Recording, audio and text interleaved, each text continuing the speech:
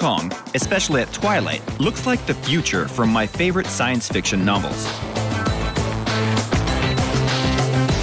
The high skyscrapers emit an electric shine that turns into pictures and incomprehensible signs. The multicolored lasers hit the sky where the helicopters circle. A colorful crowd shuffles down the street, and everyone has some kind of electronic device with an LCD screen. It's the future, after all.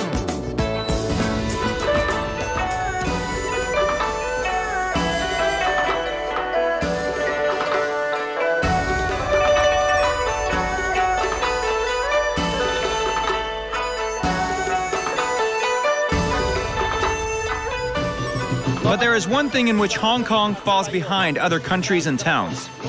New Year's is celebrated 1 month later here.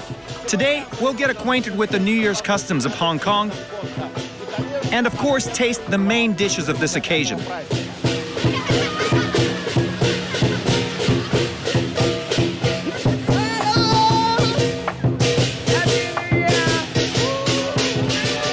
Let's note that the Chinese New Year has no fixed date because it's tied to the lunar calendar. This time around, it's on January 31st.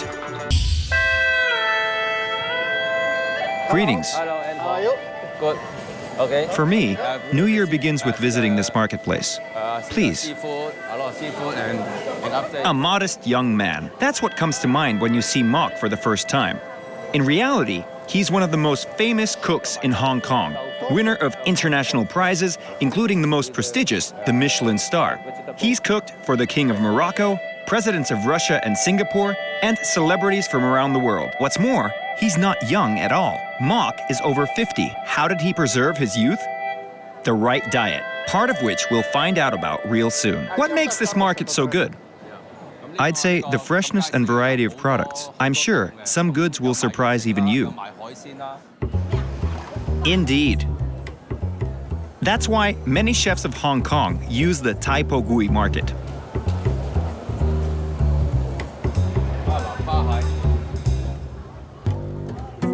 My goodness, what a beauty.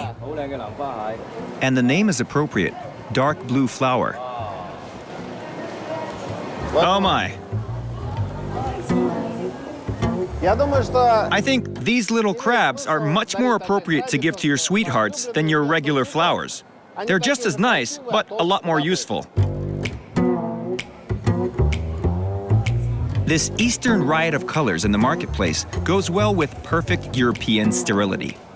You know, a big difference between any of our markets and that of Hong Kong's is that most of the goods here are ready and can really bite the customer.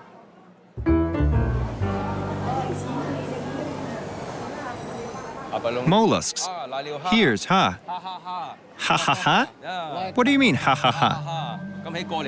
Their full name sounds like Lai Li U Ha.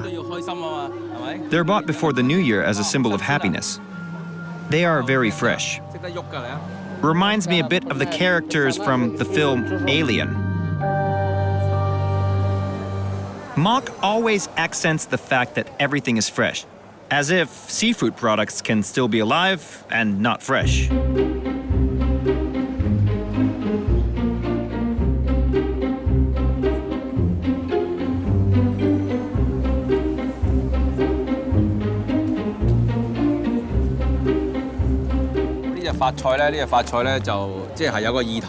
So today I'll show you the New Year's dish, Fatt Choy Who's Si. Fatt Choy means black moss. In Chinese, it sounds like get rich. But what this actually is a kind of seaweed. But I must say the name black moss seems more intriguing, and it looks like a beard. Also, dried mushrooms. Here, have a smell. The mushroom flavor.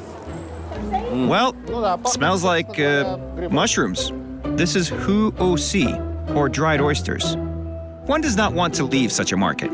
But all the ingredients are purchased, and we need to begin the creation of our New Year's Hong Kong meal. So, can we start? You know, I don't like when someone meddles about. Go get some air There's plenty to see in Hong Kong. All right, okay, I'll go for a walk. Wait a minute. Don't you dare eat anything. Who, me? Of course. I'll wait. You underestimate me. Just a minute. I'll weigh you. But why the mistrust?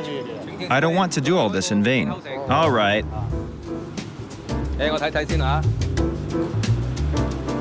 Okay. Can I go now? Sure. See you later.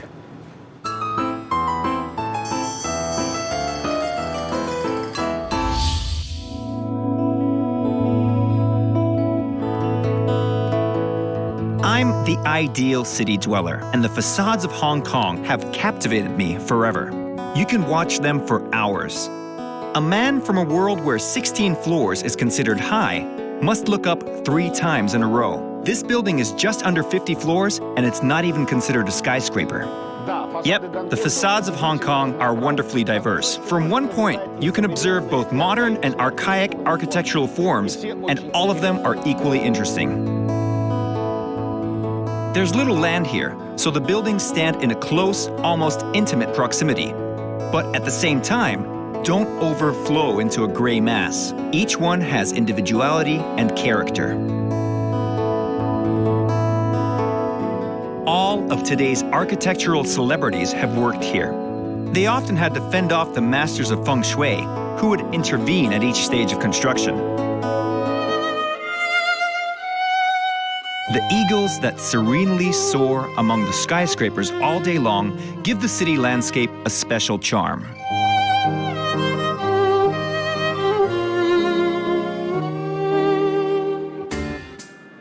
Down here, at the foot of the skyscrapers, life is bustling. The local apartments are very small.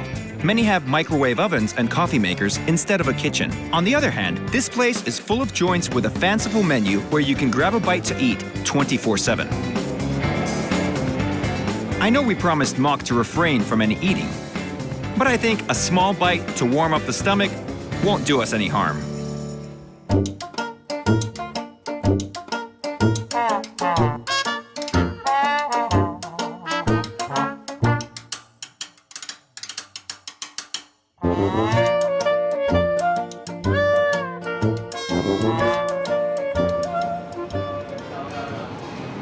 You know, here in Hong Kong, food, especially the desserts, often leave me dumbfounded. For example, what is this? I'd say if you screw in a light bulb, you'd get a decent conceptual lantern. Or is it a preform for a plastic factory presentation? Actually, this dessert is called Violet Lover.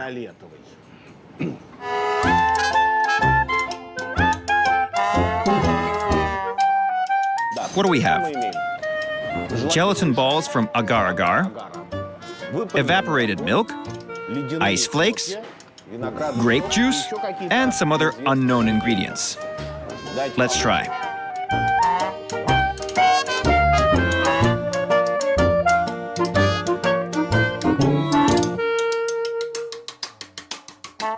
Not bad overall. But the feeling doesn't leave me that if you were to forget such food on the stove, it won't burn. It'll melt.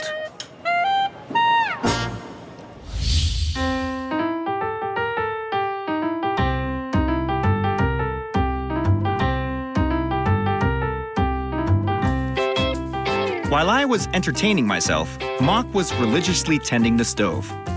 Today's main technique, frying in vegetable oil.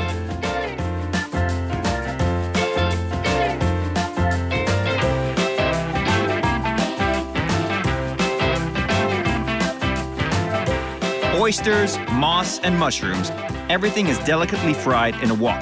Fast processing leaves a maximum number of nutrients in the product and is a main characteristic of Cantonese cuisine. Besides, in the old days, inhabitants suffered from a lack of fuel, so cooks who cooked fast but tasty were greatly appreciated.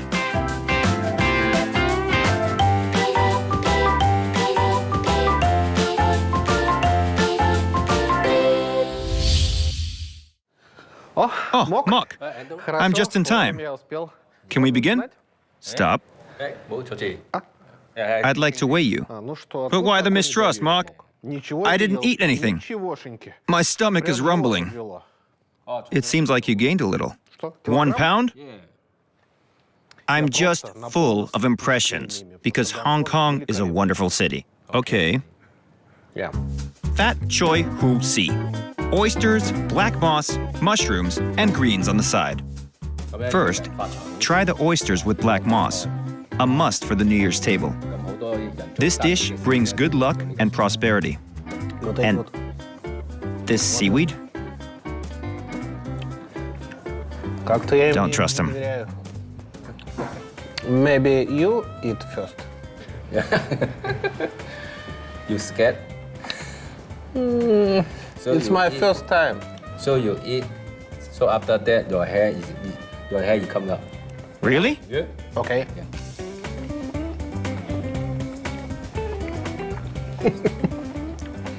Very Delicious. Mark, tell me, what interesting people have you cooked for? Presidents, diplomats, actors, even kings. Everyone likes to eat. Is it true that if a king dislikes a dish, then the cook's head is cut off? So far, I've cooked well, so I don't know. Will you taste the mushrooms? Mushrooms. Yeah. Mushroom flavors. Maybe you eat first.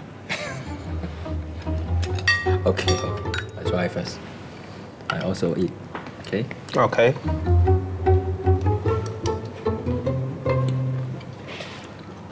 How do you feel? Excellent. Oh.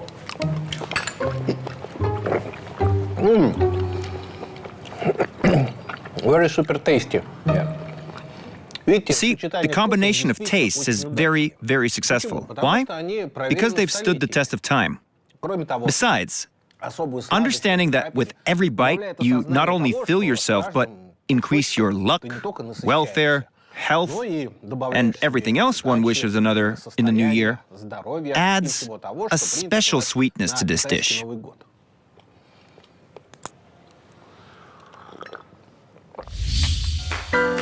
And so, you've decided to make Fatt Choy Hu Si at home. Just think of what I'm suggesting you to do. All right, let's find a way out. First, we need to find some oysters.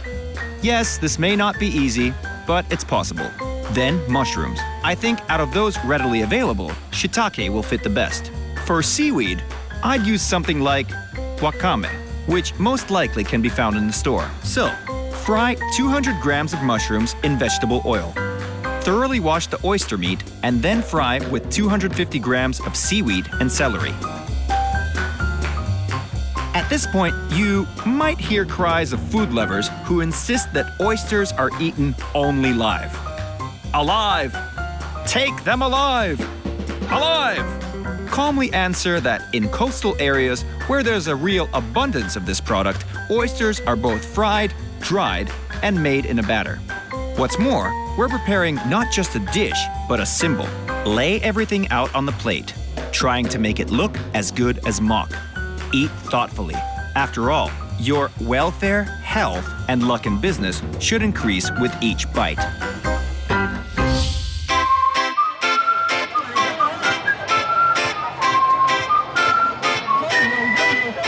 In the days before the holiday, all of Hong Kong pours into the streets.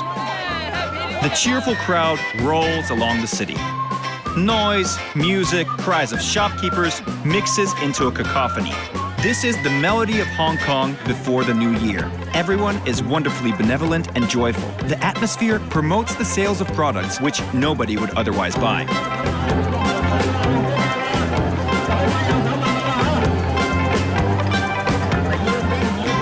And we still need to get the last element of our holiday feast.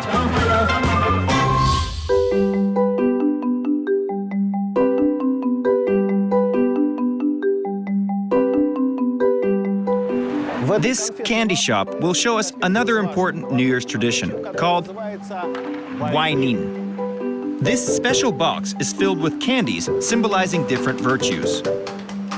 Sweets, in its wide sense of the word, include spicy, salty, and sour.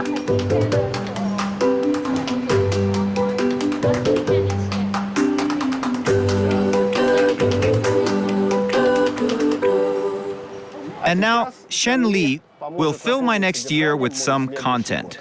Okay, let's start. This is a treat that can make you not so poor. These are fried melon seeds, which promise success in business, but it tastes horrible. And these are pastries. Can you guess what for yourself? Everything's quite simple here. This hieroglyph means wealth. Let me bite a bit of wealth.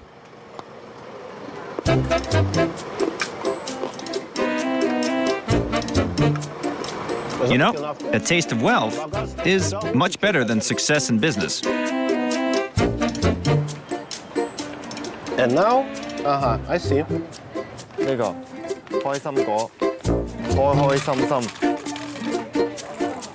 Well, that's a very familiar product to us. Pistachios.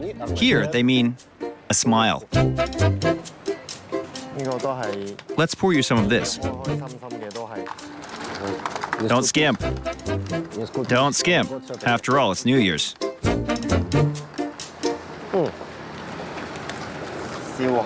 Okay. It's just fried bits of dough with sesame. It's tasty. Very tasty. They mean joy.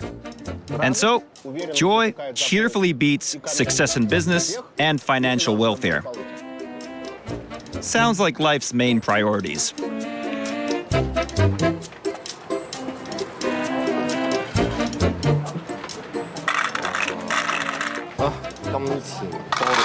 It means money, yes? Yes, it means money. Well, this is probably the most simple and obvious symbol. And this is what my New Year will be like.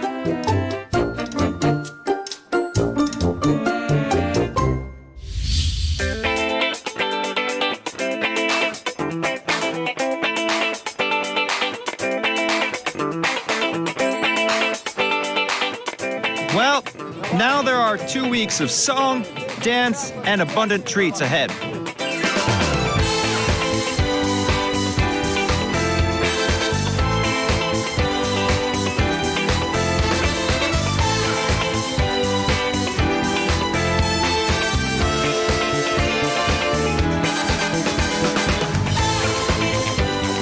The celebration starts with a parade. The audience is entertained by artists and musicians from Hong Kong and around the world. Italian drummers have electrified the crowd with a battle rhythm.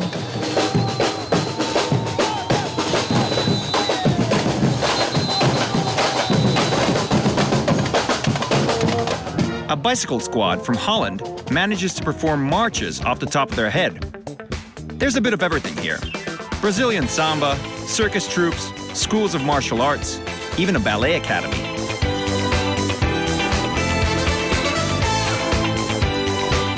And at the end of this procession, everyone will rush to their ready tables. After all, for Hong Kongers, the New Year's meal doesn't mean only tasty and plentiful food. What's much more important is that today, each dish is a symbol of hope, happiness, wealth, family harmony, again wealth, and success. I've always believed that a good meal can not only fill one's stomach, but ultimately change the world for the better. Until next time on The World of Tastes.